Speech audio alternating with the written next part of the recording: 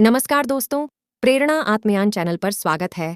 चलो जानते हैं एक नवीन कहानी। उत्पन्ना एकादशी कब? 8 या 9 दिसंबर। जाने सही तारीख, मुहूर्त और महत्व। उत्पन्ना एकादशी का व्रत मार्गशीर्ष मास में आने वाली कृष्ण पक्ष की एकादशी तिथि के दिन रखा जाता है। इस एकादशी का बाकी एकादशी की तुलना में अधिक महत्व है। दरअसल इस दिन एकादशी माता की उत्पत्ति हुई थी। आइए जानते हैं कब रखा जाएगा उत्पन्ना एकादशी का व्रत। साथ ही जाने इसका महत्व और पूजा का शुभ मुहूर्त। उत्पन्ना एकादशी का व्रत मार्गशीर्ष मास के कृष्ण पक्ष की एकादशी तिथि के दिन रखा जाता है, जिस वजह से इस एकादशी का नाम उत्पन्ना एकादशी पड़ा है। दरअसल उत्पन्न एकादशी के दिन मूर नामक असुर का वध माता एकादशी ने किया था। मार्गशीर्ष माह के कृष्ण पक्ष की एकादशी तिथि के दिन ही माता एकादशी की उत्पत्ति हुई थी, इसलिए इस एकादशी का अधिक महत्व है।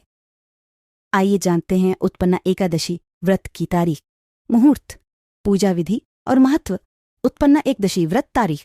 उत्पन्ना एकादशी का व्रत इस बार 8 दिसंबर 2023 को रखा जाएगा। एकादशी तिथि 9 दिसंबर की सुबह तक रहेगी, लेकिन ब्रह्म मुहूर्त में एकादशी तिथि के आरंभ 8 दिसंबर से हो रहा है, इसलिए व्रत 8 दिसंबर को ही किया जाएगा। उत्पन्ना एकादशी शुभ मुहूर्त। एकादशी तिथि का आरंभ 8 दिसंबर को सुबह 5:06 से होगा और 9 दिसंबर को सुबह 6:31 तक एकादशी तिथि रहेगी। उत्पन्ना एकादशी पूजा के लिए शुभ लाभ मुहूर्त सुबह 8:19 से लेकर 9:37 तक। इसके बाद अमृतकाल सुबह 9:37 से लेकर 10:55 तक रहेगा। इन दो शुभ मुहूर्त में आप उत्पन्ना एकादशी के दिन पूजा पाठ कर सकते हैं। उत्पन्ना एकादशी व्रत पारण का समय। उत्पन्ना एकादशी के व्रत पारण का समय 9 दिसंबर 2023 को दोपहर 1:15 से दोपहर 3:20 पर किया जाएगा। उत्पन्ना एकादशी महत्व। एकादशी माता की उत्पत्ति भगवान विष्णु के हृदय से हुई है। दरअसल भगवान विष्णु जब शयन कर रहे थे तो वहां इन्हें मारने के लिए मुर नामक एक असुर आ पहुंचा। तभी माता उत्पन्ना ने प्रकट होकर उसका वध कर दिया। ऐसी मान्यता है कि उत्पन्ना एकादशी का व्रत रखने से अश्वमेध यज्ञ के समान फल प्राप्त होता है। साथ ही व्रत के दिन दान करने से लाख गुना फल प्राप्त होता है। इस व्रत को करने से भगवान विष्णु के साथ साथ माता लक्ष्मी भी बहुत प्रसन्न होती हैं। सूत जी कहने लगे, हे ऋषियों, इस व्रत का वृत्तांत और उत्पत्ति प्राचीन काल में भगवान कृष्ण ने अपने परम भक्त युधिष्ठिर से कही थी, वही मैं तुमसे कहता हूं। एक समय युधिष्ठिर ने भगवान से पूछा था कि एकादशी व्रत किस विधि से किया जाता है और उसका क्या फल प्राप्त होता है। उपवास के दिन जो क्रिया की जाती है, आप कृपा करके मुझसे कहिए। यह वचन सुनकर श्री कृष्ण कहने लगे, हे युधिष्ठिर, मैं तुमसे एकादशी के व्रत का महात्म्य कहता हूं, सुनो। सर्वप्रथम हेमंत ऋतु में मार्गशीर्ष कृष्ण एकादशी से इस व्रत को प्रारंभ किया जाता है। दशमी को सायंकाल भोजन के बाद अच्छी प्रकार से दातुन करें ताकि अन्न का अंश मुंह में रह न जाए। रात्रि को भोजन कदापि न करे, न अधिक बोले। एकादशी के दिन प्रातः 4 बजे उठकर सबसे पहले व्रत का संकल्प करें। इसके पश्चात शौच आदि से निवृत्त होकर शुद्ध जल से स्नान करें। व्रत करने वाला चोर, पाखंडी, परस्त्रीगामी, निंदक, मिथ्याभाषी तथा किसी भी प्रकार के पापी से बात न करे। स्नान के पश्चात धूप, दीप, नैवेद्य आदि 16 चीजों से भगवान का पूजन करें और रात को दीपदान करें। रात्रि में सोना या प्रसंग नहीं करना चाहिए। सारी रात भजन कीर्तन आदि करना चाहिए। जो कुछ पहले जाने अनजाने में पाप हो गए हों, उनकी क्षमा मांगनी चाहिए। धर्मात्मा पुरुषों को कृष्ण और शुक्ल दोनों पक्षों की एकादशियों को समान समझना चाहिए। जो मनुष्य ऊपर लिखी विधि के अनुसार एकादशी का व्रत करते हैं, उन्हें शंखोद्धार तीर्थ में स्नान करके भगवान के दर्शन करने से जो फल प्राप्त होता है, वह एकादशी व्रत के 16वें भाग के भी समान नहीं है।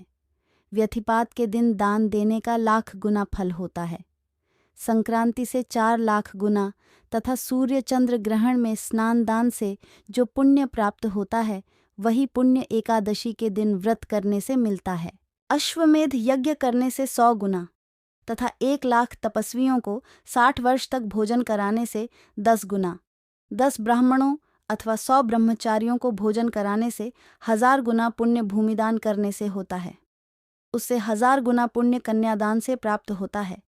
इससे भी 10 गुना पुण्य विद्यादान करने से होता है।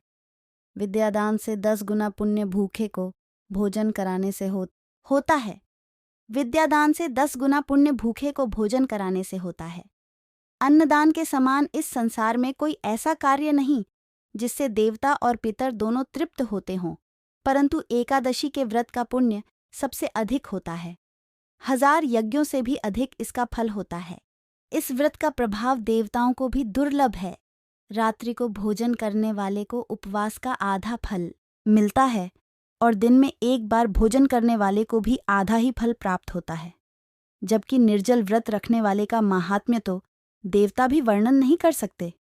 श्री युधिष्ठिर कहने लगे कि हे भगवन, आपने हजारों यज्ञ और लाख गौदान को भी एकादशी व्रत के बराबर नहीं बताया, सो यह तिथि सब तिथियों से उत्तम कैसे हुई, बताइए। भगवान कहने लगे, हे युधिष्ठिर, सतयुग में मुर नाम का दैत्य उत्पन्न हुआ। वह बड़ा बलवान और भयानक था।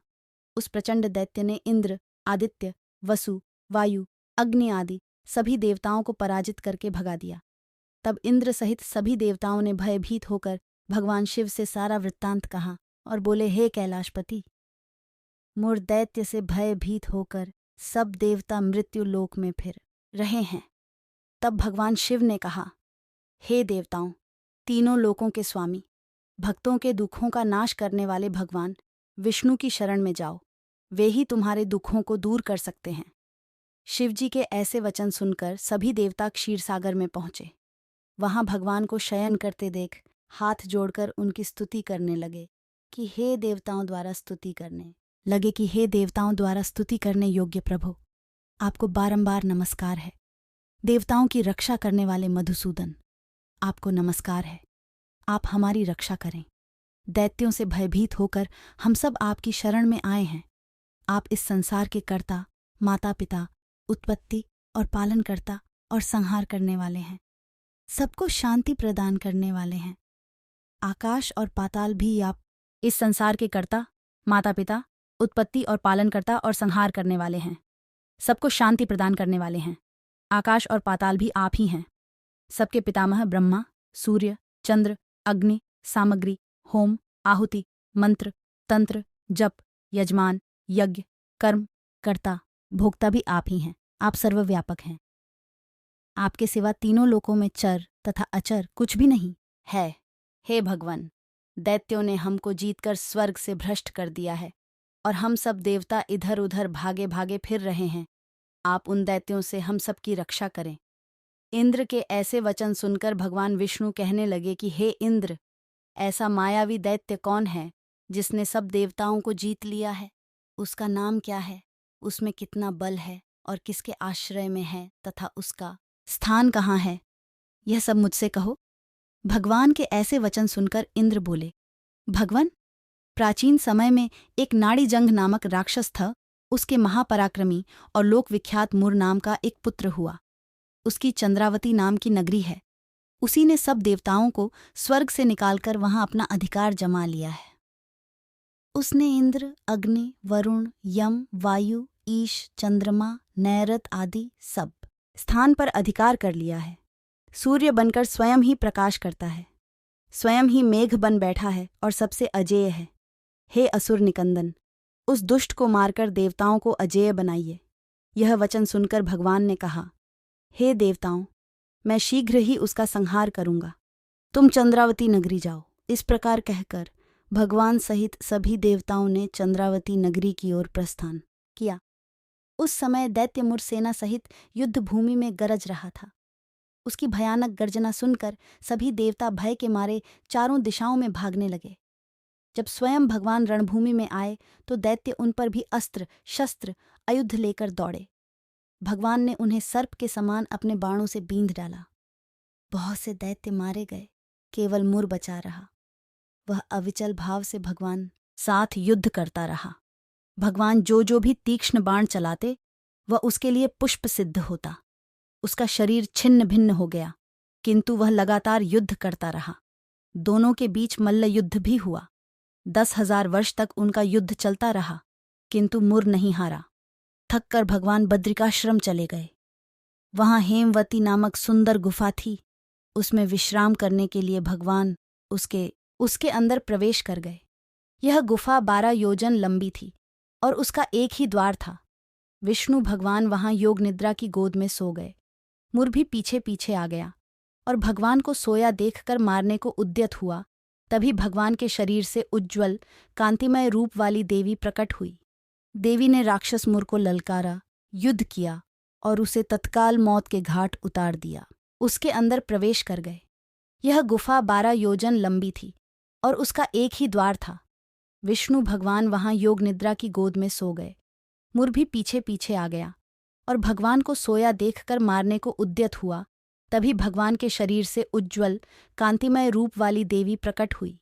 देवी ने राक्षस मुर को ललकारा, युद्ध किया और उसे तत्काल मौत के घाट उतार दिया। श्री हरि जब योग निद्रा की गोद से उठे तो सब बातों को जानकर उस देवी से कहा कि आपका जन्म एकादशी के दिन हुआ है, अतः आप उत्पन्ना एकादशी के नाम से पूजित होंगी। आपके भक्त वही होंगे जो मेरे भक्त हैं। ये कहानी यहाँ पर समाप्त करती हूँ। धन्यवाद दोस्तों, फिर मिलेंगे एक नवीन वीडियो में। इस वीडियो को यहाँ समाप्त करते हैं, तो मिलते हैं एक नया वीडियो में। बहुत से लोग YouTube चैनल को सब्सक्राइब नहीं करते हैं, तो आप ऐसी गलती ना करें, YouTube चैनल को सब्सक्राइब करें। आप इस वीडियो को अपने दोस्तों के साथ शेयर ज़रूर करें। धन्यवाद दोस्तों, फिर मिलेंगे एक नवीन वीडियो में। वीडियो कैसा लगा ज़रूर बताइएगा। लाइक, शेयर, कमेंट, सब्सक्राइब कीजिए।